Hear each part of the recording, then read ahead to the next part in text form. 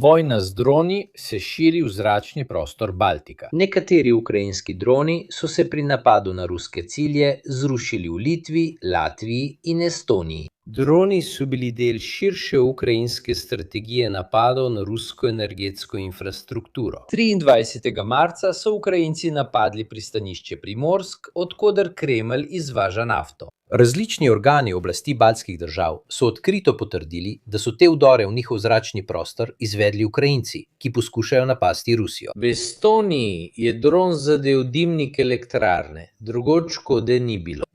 Kijev preleti Belorusijo in baltske države, da zaobide rusko protidronovsko obrambo, ki bi sicer prestregla napade. Ta strategija je tvegana, saj lahko povzroči škodo in sovraštvo tudi v prijateljskih državah ter poveča njihovo vpletenost. Takšni incidenti skrbijo vlade, ki si želijo izogniti vpletenosti v konflikt. V zadnjih letih smo videli veliko primerov kršenja zračnega prostora držav NATO strani Rusije ali Ukrajine. Ne smemo misliti, da ta kršenja pripadajo le eni strani, ampak je treba vsak primer posebej analizirati. NATO in Evropska unija se organizirata za spopad z grožnjo dronov. Vojna v Ukrajini in konflikt z Iranom kažeta, kako pomembno je v sodobnih vojnah znati prestrezati in sestreljevati drone. Ti orožarski sistemi so poceni, njihovo sestreljevanje pa drago. Spremljali bomo razvoj dogodkov. Kaj menite vi? Več informacij najdete v komentarjih ali v opisu.